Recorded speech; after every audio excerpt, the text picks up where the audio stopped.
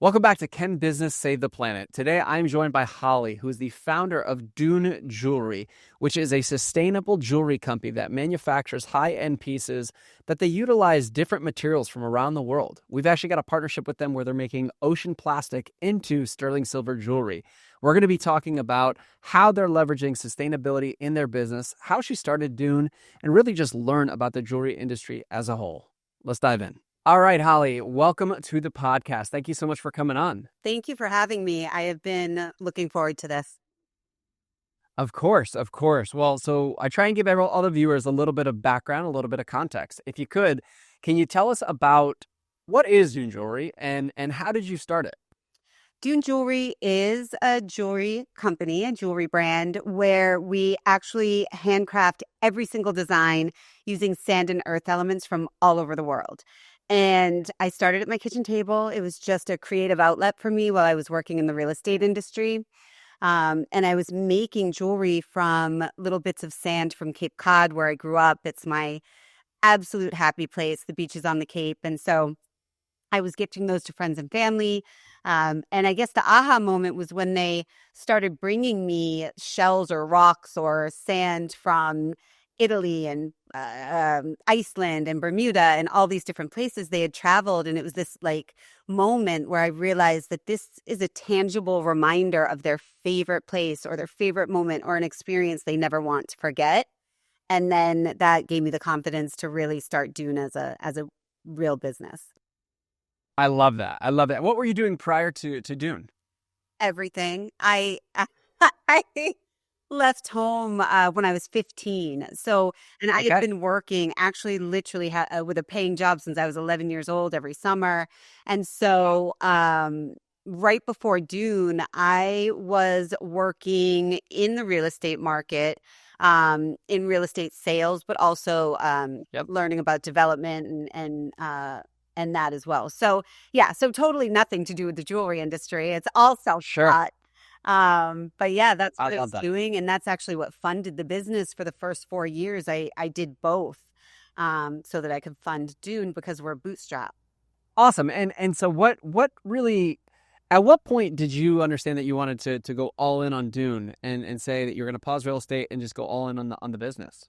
Yeah, it was 2014 was that real jump. We had been in business for 4 years, but I was still funding it using commissions from real estate.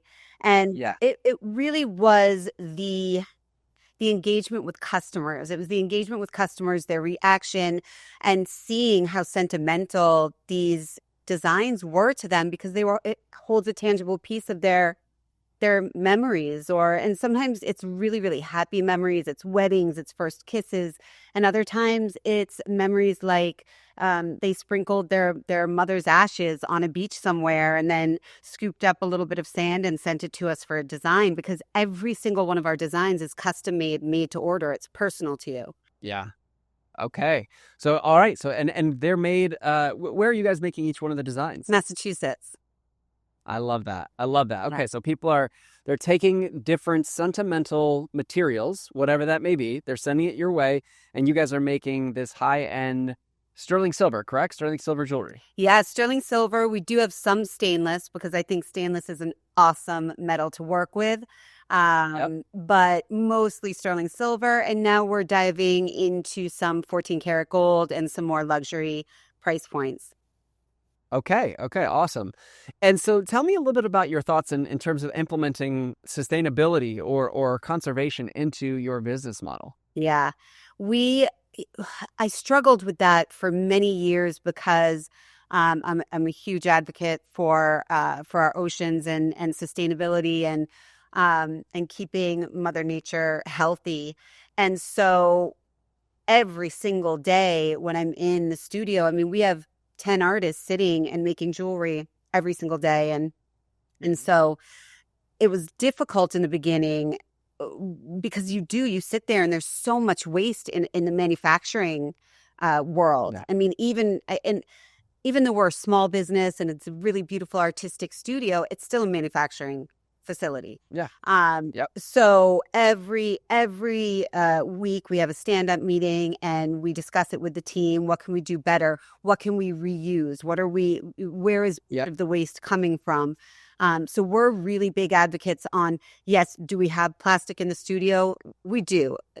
We do. Yep. But we reuse it and reuse it and reuse it and reuse it. I mean, the items that we use in the studio, plastic baggies or jars or some of the manufacturing tools, they stay with us Yep. for 5, 6, 7, 8, 10 years. Yep. There's no need to, because we're not, when you walk in, it's interesting. When people walk into Dune, I think they expect this kind of sleek, chic jewelry brand atmosphere, and it's not. Like, we're down and dirty, getting our hands dirty, making jewelry, reusing everything. We don't need things to look pretty.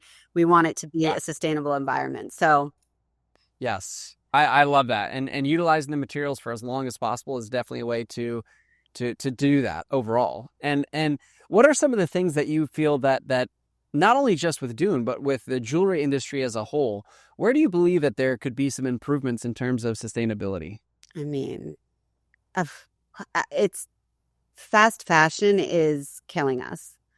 Yeah. I mean, it's there's no other way to say it. Everyone wants to look good. Everyone wants the newest trend. And my children, I have 2 girls, they're 11 and 12, and even limiting their screen time, they get sucked in. They want the newest things. There's kids at school, they've got 20 Stanleys, and which is like great. It's a reusable water bottle. Yes. What do you need? But it also turns into to consumption, right? Like when it becomes excessive, it starts to get crazy. I think you're right. That is a huge issue that we're experiencing nowadays. Is just what's happening on social media, the constant battle for attention, and then also the trends that you're seeing across the board with influencing. Everything has to be the newest thing that comes out. It has to be excessive. I mean, like you said, having 20 different Stanleys, it's crazy. Yeah. I love the idea of, just like you mentioned, it is a reusable water bottle, but 20 of them, one is fine. It's gonna be hard. Yeah, it's gonna be hard to utilize 20 unless they're gonna use them for the next 25 years. Right. But in reality, we know that's not going to be the case. No. Yeah, next year it's going to be like, what's the next trend? So. Yeah, I'm curious to hear your thoughts on that. I think also the biggest point is the quality. If I'm talking jewelry in general, the quality of trend jewelry coming into the marketplace right now is terrifying. It's terrible. Yeah. It's throwaway jewelry. It's like, wear it a couple times, something break, you throw it. You don't care. You paid $2 for it or $5, $10, whatever it may be. That's scary. I mean, that's one thing at Dune. What we are crafting is heirloom quality jewelry. This jewelry is going to be in your family or in your jewelry box, in your family, hopefully forever. We have a lifetime warranty to help perpetuate that mindset with our brand. Because I don't want it to be broken and end up in the garbage for whatever reason. So we have a lifetime warranty, a happiness guarantee with our customers. We want it to be something they hold on to forever. Because you can't keep throwing things away. No one wants to fix anything. No one wants to reuse anything. They just want to get something new and shiny. And we can't continue to do that. Yep. It's a convenient lifestyle. That's one of the main things that's affecting it. I do love what you just said, like an heirloom type piece of quality. Like that's something that's super important. And, building something that's going to last. That's awesome that you guys are doing that. And then if we take the responsibility off of the customer, like, by having that lifetime warranty, if we can take that responsibility off them, so they don't even have to make a decision like, oh, I'm going to toss this or oh, they're not going to say, no, we're just going to take it back. We're going to make it perfect for you so you can keep wearing it. I love that. Yeah. So you do have like a repair program in a sense? Absolutely. Repair, or we'll remake it, reuse it. If we can't fix it, we will take it, we will melt it and reuse the metal. Oh, that's amazing. Yeah. So tell me a little bit about that, because that's something that's, there's a lot of brands like Patagonia and other companies that are really pioneering this idea of the repair model and making these products last longer. So what are all the different offerings that you guys have for keeping your products alive? Well, we're very customer centric. So it's kind of anything goes. Jessica is our customer service guru. She is amazing. She's on the phones Monday through Friday. You'll get Jess on the phone. A class broke. We lost an earring. If a class broke, please send us the chain back. We'll send you a new one. Very simple stuff. If something overly tarnished, because sometimes sterling silver can be finicky. It likes to be worn all the time. If you wear it all the time, you don't have to worry about it. But if you kind of hang it in the bathroom or somewhere and it starts to tarnish, or you wear it in a hot tub that has too many chemicals, it's going to get black and it's going to end up inevitably back with us. So usually we'll put it through a QC process, a cleaning process. And if we really can't, again, we will melt it, reuse it, and send the customer a new design. Got it. Okay. And so do you guys like pull out the material and then that's how you're pulling it out before you melt it down? Or are you able to melt it down with the actual sentimental materials in it? Heat it up, pull it out, melt the meat. Got it. Yeah. Got it. Okay. So you're separating everything thoroughly and then you're melting it down. That's really cool. I'm glad to hear that you guys have that program and that's available for customers. And, it's something that it's the reason why it's there is to be a family heirloom type of product. So that's awesome. I'd love to hear that. In regards to some of your sustainability milestones, what are some of the things that you're the most proud of when it comes to sustainability with Dune? I'm proud of my collaboration with 4Ocean. Woo woo! I love it. Our collaboration with 4Ocean has been amazing. We cumulatively now, I think with our collaboration, we're at about 40,000 pounds. You guys are at millions of pounds, but big steps over here. Oh no, that's huge. Yeah. That's huge. I love that. I also love, and I'm not sure how much we've talked about it, but Dune is going and 4Ocean are going to be putting a curated little collection into the paper store, which is a chain of 90 plus stores up and down the East Coast. Love it. I'm really excited about this because it's going to hit so many eyes, and it's not about selling the merchandise. It's about bringing awareness to the cause, bringing awareness to the mission. And I think we're going to get a lot of new eyes onto the product, and they're going to be like, oh my gosh, that's plastic pulled out of our oceans, and look how beautiful it is, and let me learn more. Who's 4Ocean? Who's Dune? Hopefully that is going to happen. So I am really excited for that because the paper store can be tough to get into. So that's great. That's amazing. Congratulations. Thank you. That's incredible. Congratulations to you too. Yes. And then the packaging. I mean, packaging. So for a jewelry designer and a fashion enthusiast, and packaging is a tough one because all I really want to do is strip everything out of it and have a QR code and a recycled pouch and be able to ship it to the customer and be like, here you go. Yep. When you're selling designs that are average cart price is $150 and up, a lot of people are looking for this unboxing experience, right? So that it's really, you want people to look and be excited and unbox it on social and feel something as they have that experience. But oftentimes, I mean, I've bought from companies, and I would never name names, but you've got a box, inside a pouch inside, and then you finally get in there and there's a little plastic baggie with the actual jewelry in it. And I'm like, oh my God, like, why? So unnecessary. It's totally unnecessary, but you still have to give the customer an experience that they feel excited about, that evokes something within them. So that's been, I feel that we've finally gotten our packaging to this point that's not it's not overly wasteful. It's still beautiful. You and I both collaborate with Captain Kate McHugh, and we created shout out Captain Kate. And we created this gorgeous little box that is hers, and it not only has her name on the front, inside it has this beautiful message, and it's constructed in a way that is environmentally friendly and is so beautiful that you're going to want to keep it. I wish I had one to show you right now because nobody's tossing these boxes. They are stunning. And that's part of our messaging moving forward is like, look, because we're just launching the new packaging in January. So the new kind of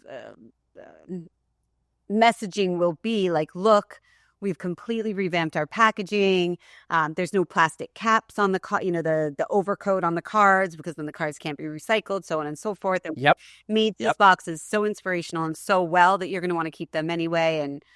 I love that. Yeah, Dune and the collaborator behind the box wants you to keep it. Let's stay sustainable and let's be mindful. That's awesome. That's awesome. I love to hear that. And I understand exactly what you're talking about. That's something that we experience as well is, at the end of the day, when a customer opens up a product, that is a small glimpse of time that you have 100% of their focus. When you really think about it, we've tried to test QR codes and we've tried to test other things, but just due to all the different distractions on the phone and all the different pop-ups and all the competing social media platforms, and we've tried to cut down as many things as possible, but there is that balance of getting your message across and making sure that you're connecting with that consumer in a very intentional way. And so we've cut down, we've always had sustainable materials in our packaging, but we went to like absolutely nothing to just basically just a QR code. And what we found was the customer sentiment significantly dropped off because, when they open that package, that's the one time that they don't have their phone in their hand. They're truly looking at the product. They're really understanding what it's about, the meaning behind it. And so we've done, our cards made from recycled content as well to try and still get that message across, but not have wasteful materials in there. So it's like it's a delicate balance that you have to have in terms of wanting to connect with your customer and maintain that relationship, but also not cut out everything to the point where they get a little underwhelmed and they don't understand the true meaning behind things. So it's great to hear that you guys have got some innovation happening in the packaging and that you're really knocking it out of the park when it comes to these new boxes, new concepts, and ideas for your customers. Thank you. Yeah, we're excited. I love it. Okay. And tell me a story about, I understand that you guys do a lot of different partnerships and you've done a lot of give back programs. And so tell me about some of your charitable programs and some of your milestones that you're proud of. My gosh.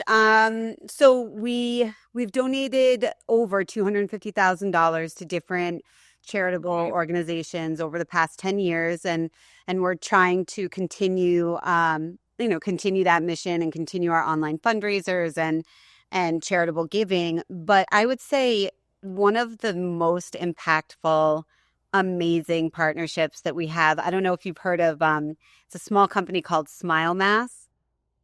No, I don't think I have. They put beach wheelchairs onto public beaches. So every time we raise money, we fund them and they put the beach wheelchairs. So, but what's so cool about the beach wheelchairs is they have these huge wheels that float, and they have a mat that can take you all the way down. So people with, handy-capable people who are able to walk or get to the beach themselves, they can go in this wheelchair on a public beach. There's the ramp that I'm not sure what it's made out of, but I'll call it a ramp for lack of better words.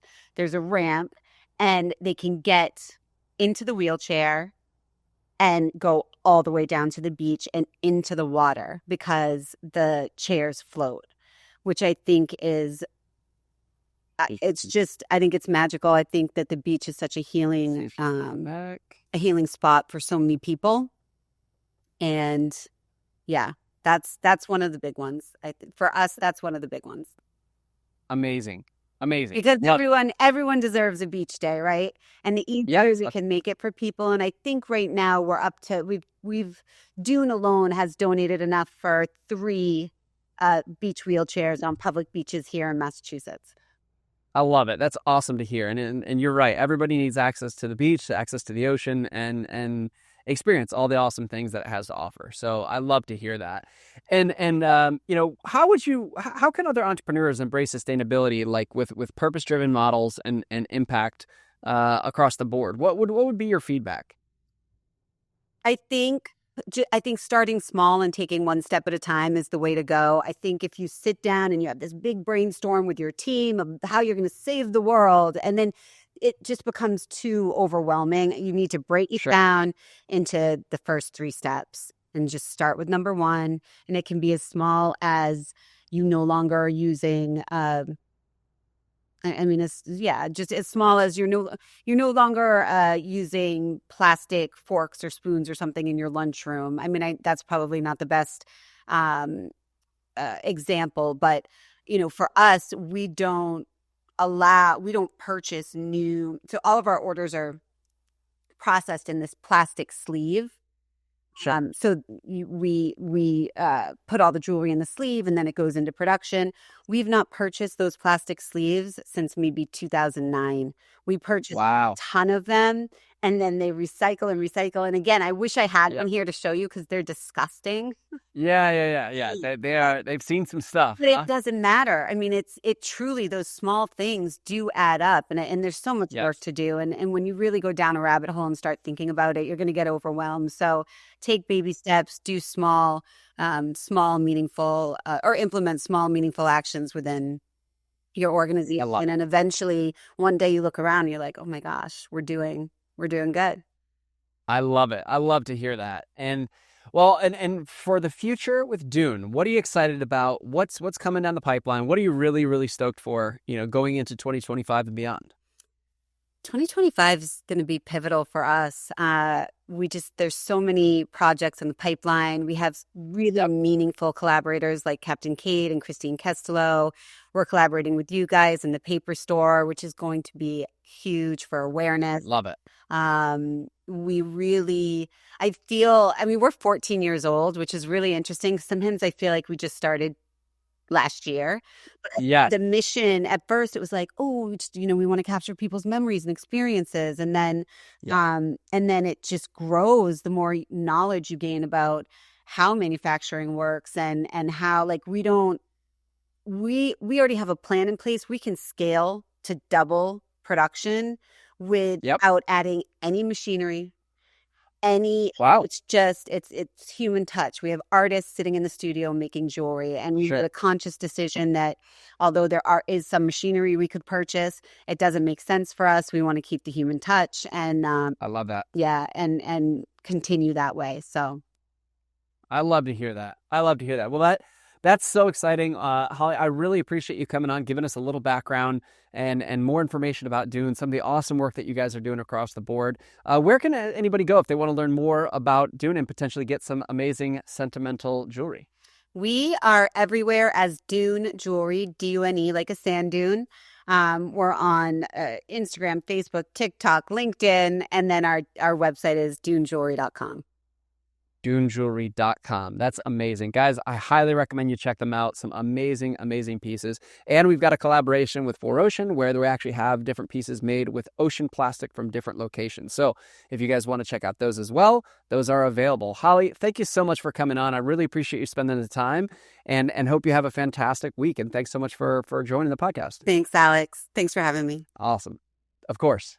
All right, that was an awesome conversation with Holly. Amazing, amazing discussion around the materials that are being used, what they're doing in their daily operations to really cut down on any waste, and what's happening in the jewelry industry overall. We really appreciate you guys listening. If you want to subscribe, like, comment, let us know. Who do you want us to talk to in regards to sustainability? But until then, we'll keep cleaning the ocean and we'll keep asking, can business save the planet? See you soon, guys.